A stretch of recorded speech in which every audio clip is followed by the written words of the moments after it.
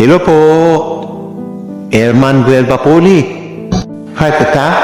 Sa pangkain mo, pero biglang kumilot ang dibdib mo. So anong gagawin mo? Uminom ng tubig, magpatikhay? Teka lang.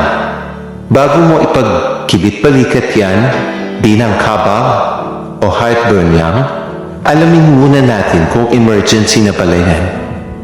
Bakit sumasakit ang dibdib habang kumakain?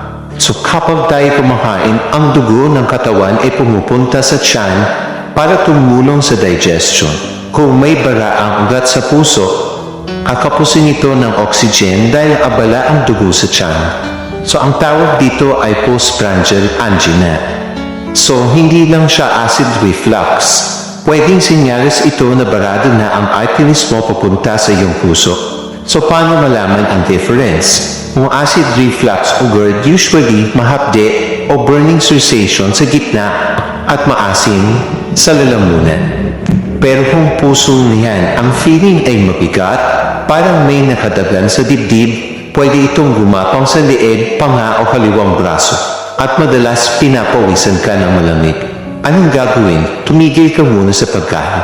Huwag pilitin kumain. Umupo at mag-relax para bumaba ang workload ng puso. Kung hindi mawala ang sakit, after 10 to 15 minutes o kung nahihilo ka, magpunta ka agad sa ER. Huwag mong hintayin dumikhay ka.